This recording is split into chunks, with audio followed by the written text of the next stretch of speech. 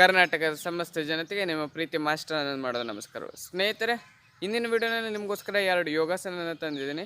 2 ಯೋಗಾಸನ ಯಾವಪ್ಪ ಅಂದರೆ ಸಸಂಗಾಸನ ಮತ್ತು ಸೂಕ್ತ ವಜ್ರಾಸನ. ಇವು 2 ಯೋಗಾಸನ ಮಾಡೋದ್ರಿಂದ ಬೆನಿಫಿಟ್ಸ್ ಏನು, ಯಾರು ಮಾಡಬೇಕು ಯಾರು ಮಾಡಬಾರ್ದು ಮತ್ತು ಯಾವಾಗ ಮಾಡ್ಬೇಕು ಅನ್ನೋದನ್ನ ಇಂದಿನ ವಿಡಿಯೋನಲ್ಲಿ ಹೇಳ್ತೀನಿ. ಸೊ ಅದಕ್ಕೆ ಈ ವಿಡಿಯೋ ತುಂಬ ಹೆಲ್ಪ್ಫುಲ್ ಆಗೋದಿದೆ. ವಿಡಿಯೋ ಕೊನೆ ತನಕ ವಾಚ್ ಮಾಡಿ. ಚಾನಲ್ಗೆ ಯಾರಾದರೂ ಮೊದಲು ಬರೀ ವಿಸಿಟ್ ಮಾಡಿದ್ರೆ ಚಾನಲ್ ಸಬ್ಸ್ಕ್ರೈಬ್ ಆಗಿ ಬಾಜು ಇರೋ ಬೆಲ್ ಐಕನ್ ಕೂಡ ಪ್ರೆಸ್ ಮಾಡಿ. ಇನ್ನೆಕ್ ತಡ video let's get started. All right, ಈ ಸಸಂಗಾಸನಗೆ ರ್ಯಾಬಿಟ್ ಪೋಸ್ ಅಂತ ಕೂಡ ಕರೀತಾರೆ, ರ್ಯಾಬಿಟ್ ಪೋಸ್ಚರ್ ಅಂತ. ರ್ಯಾಬಿಟ್ ಪೋಸ್ಚರ್ ಮಾಡಿರುವಂಥ ಶಾರ್ಟ್ ವಿಡಿಯೋ ಕ್ಲಿಪ್ನ ನೋಡ್ಕೊಂಡು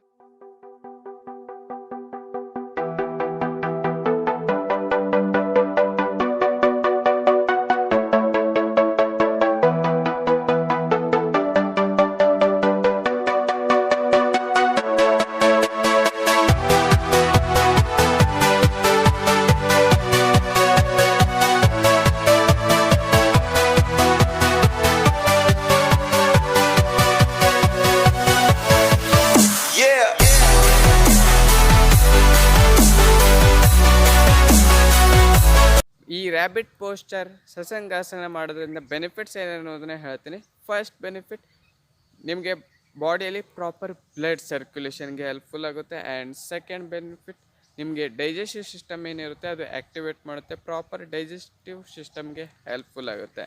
ಆ್ಯಂಡ್ ಥರ್ಡ್ ಇಂಪಾರ್ಟೆಂಟ್ ಟಿಪ್ ಏನಪ್ಪ ಅಂದರೆ, ನಿಮ್ಮ ಥೈರಾಯ್ಡ್ ಗ್ಲ್ಯಾಂಡ್ಗೆ ಆ್ಯಕ್ಟಿವೇಟ್ ಮಾಡಿ ನಿಮ್ಮ ಉಳಿದಂಥ ಎಲ್ಲ ಹಾರ್ಮೋನ್ಗೆ ಕಂಟ್ರೋಲಲ್ಲಿ ತಗೊಳುತ್ತೆ. ಆ್ಯಂಡ್ ಫೋರ್ತ್ ಇಂಪಾರ್ಟೆಂಟ್ ಟಿಪ್, ಈ ಆಸನ ಮಾಡೋದ್ರಿಂದ ನೀವು ಶೋಲ್ಡರ್ಸ್ಗಳನ್ನ, ನೀವು ಆರ್ಮ್ಸ್ಗಳನ್ನ ಸ್ಟ್ರೆಚ್ ಮಾಡ್ತೀರಲ್ಲ, ಸೊ ಅದರಿಂದ ನಿಮಗೆ ನಿಮ್ಮ ಶೋಲ್ಡರ್ಸ್ಗಳಿಗೆ ಸ್ಟ್ರೆಂತ್ ಕೊಡುತ್ತೆ. ಆ್ಯಂಡ್ ಅದರ ಜೊತೆಗೆ ನಿಮ್ಮ ಬಾಡಿ ಫೇಸ್ ಮಸಲ್ಸ್ ಏನಿರುತ್ತೆ ಅದು ಕೂಡ ಟೋನ್ ಆಗೋಕ್ಕೆ ಹೆಲ್ಪ್ಫುಲ್ ಆಗುತ್ತೆ. ಸೊ ಇವಿಷ್ಟಾಗಿದ್ದು ಬೆನಿಫಿಟ್ಸ್ ಸಸಂಗಾಸನ ಮಾಡೋದ್ರಿಂದ. ಹಾಗಾದರೆ ಈ ಆಸನ ಯಾರು ಮಾಡಬಾರ್ದು ಅನ್ನೋದನ್ನು ಹೇಳ್ಬಿಡ್ತೀನಿ. ಯಾರಿಗೆ ಬ್ಯಾಕ್ ಇಂಜುರೀಸ್ ಏನಾಗಿರುತ್ತೆ ಅವರು ಕೂಡ ದಯವಿಟ್ಟು ಮಾಡ್ಲಿಕ್ಕೆ ಹೋಗಬೇಡಿ. ನೀಯಲ್ಲಿ ಜಾಯಿಂಟ್ ಪೇನ್ ಮೀನ್ಸ್ ಏನಾದರೂ ನೀ ಪ್ರಾಬ್ಲಮ್ ಇದ್ದರೆ, ಅವರಿಗೂ ಕೂಡ ಇಂಜುರಿ ಆಗಿದ್ದರೆ ಅವರು ಕೂಡ ದಯವಿಟ್ಟು ಮಾಡ್ಲಿಕ್ಕೆ ಹೋಗಬೇಡಿ ಈ ಸಸಂಗಾಸನ. ಮತ್ತು ಯಾವಾಗ ಮಾಡಬೇಕಪ್ಪ ಅಂದರೆ, ನೀವು ಬೆಳಗಿನ ಸಮಯ ಸೂರ್ಯೋದಯದ ಸಮಯದಲ್ಲಿ ಮಾಡಿದ್ರೆ ನಿಮಗೆ ಬೆನಿಫಿಟ್ಸ್ ಆಗುತ್ತೆ, ಭಾಳಷ್ಟು ಹೆಲ್ಪ್ಫುಲ್ ಆಗುತ್ತೆ. ಊಟಕ್ಕಿಂತ ಮುಂಚೆ ಮಾಡಿ, ಊಟ ಆದ ತಕ್ಷಣ ಮಾಡ್ಲಿಕ್ಕೆ ಹೋಗಬೇಡಿ ಸ್ನೇಹಿತರೆ. ಸೆಕೆಂಡ್ ಯೋಗ ಯಾವುದಪ್ಪ ಅಂದರೆ ಸೂಕ್ತ ವಜ್ರಾಸನ. ಸೂಕ್ತ ವಜ್ರಾಸನ ಶಾರ್ಟ್ ವಿಡಿಯೋ ಕ್ಲಿಪ್ನ ನೋಡ್ಕೊಂಡು ಬನ್ನಿ.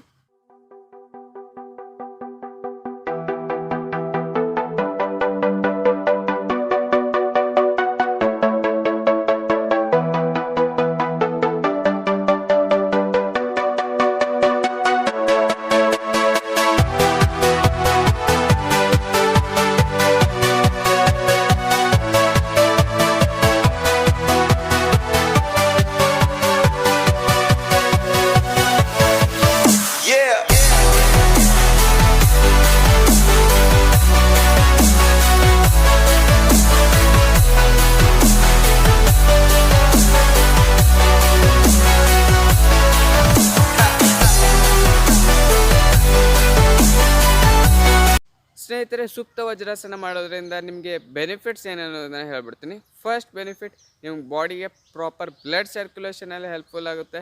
ಮತ್ತು ಸೆಕೆಂಡ್ ಬೆನಿಫಿಟ್, ನಿಮ್ಮ ಬಾಡಿ ಏನು ಬ್ಯಾಕ್ ಏನಿರುತ್ತೆ ನಿಮ್ಮ ಫ್ಲೆಕ್ಸಿಬಲ್ ಆಗೋ ಕೂಡ ಹೆಲ್ಪ್ಫುಲ್ ಆಗುತ್ತೆ. ಆ್ಯಂಡ್ ಥರ್ಡ್ ಇಂಪಾರ್ಟೆಂಟ್ ಟಿಪ್ ಏನಪ್ಪ ಅಂದರೆ, ಬ್ರಾಂಕೈಟಿಸ್ ಮತ್ತು ಆಸ್ತಮಾ ಯಾರು ಪೇಷಂಟ್ ಇದ್ದೀರಾ, ಸೊ ಅವರಿಗೂ ಕೂಡ ಈ ಆಸನ ಸೂಕ್ತ ವಜ್ರಾಸನ ಮಾಡೋದ್ರಿಂದ ಬೆನಿಫಿಟ್ಸ್ಗಳಿದ್ದಾವೆ. ಆ್ಯಂಡ್ ಫೋರ್ತ್, ನಿಮ್ಗೆ ಯಾರಿಗೆ ಜಾಸ್ತಿ ಕೋಪ ಬರ್ತಾ ಇದ್ದರೆ, ಜಲ್ದಿ ಆ್ಯಂಗರ್ ಬರ್ತಾಯಿದ್ರೆ ಈ ಆಸನ ಮಾಡೋದ್ರಿಂದ ನಿಮಗೆ ನಿಮ್ಮ ಮೈಂಡ್ ಕೂಲ್, ಕಾಮ್, ರಿಲ್ಯಾಕ್ಸ್ ಆಗೋಕ್ಕೆ ಹೆಲ್ಪ್ಫುಲ್ ಆಗುತ್ತೆ. ಸೊ ಹಾಗಾಗಿ ಈ ಯೋಗಾಸನ ಮಾಡೋದ್ರಿಂದ ಇವು 4 ಬೆನಿಫಿಟ್ಸ್ ಇದ್ದಾವೆ.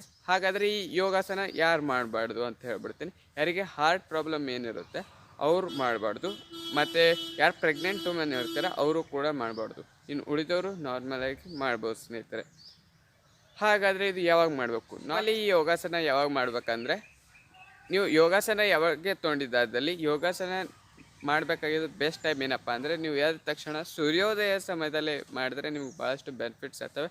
ಮತ್ತು ಊಟ ಆದ ತಕ್ಷಣ ಮಾಡಬೇಡಿ, ಊಟಕ್ಕಿಂತ ಮುಂಚೆ ಮಾಡಬೇಕು ಸ್ನೇಹಿತರೆ. ಸೊ ಇದಾಗಿತ್ತು ಸಸಂಗಾಸನ ಮತ್ತು ಸೂಕ್ತ ವಜ್ರಾಸನ ಮಾಡೋದ್ರಿಂದ ಬೆನಿಫಿಟ್ಸ್ ಏನು, ಯಾರು ಮಾಡಬೇಕು ಯಾರು ಮಾಡಬಾರ್ದು, ಯಾವಾಗ ಮಾಡಬೇಕಂತ ಕೂಡ ಹೇಳಿದ್ದೀನಿ. ಸೊ ಐ ಹೋಪ್ ಈ ವಿಡಿಯೋ ತಮಗೆ ಇಷ್ಟ ಆಗಿದೆ, ಹೆಲ್ಪ್ಫುಲ್ ಆಗಿದೆ ಅಂತ ಅಂದ್ಕೊಂಡಿದ್ದೀನಿ. ಈ ವಿಡಿಯೋ ಇಷ್ಟ ಆದರೆ ವಿಡಿಯೋಗೆ ಲೈಕ್ ಮಾಡಿ, ನಿಮ್ಮ ಸ್ನೇಹಿತರಿಗೆ ಶೇರ್ ಮಾಡಿ, ಚಾನಲ್ನ ಸಬ್ಸ್ಕ್ರೈಬ್ ಮಾಡೋದು ಮರಿಬೇಡಿ. ಮುಂದಿನ ವಿಡಿಯೋನಲ್ಲಿ ನಿಮ್ಮ ಮುಂದಿನ ಸಿಗ್ತೀನಿ. ಎಲ್ಲರೂ ಹೋಗ್ಬರ್ತೀನಿ. ಬಾಯ್, ಲವ್ ಯು ಆಲ್.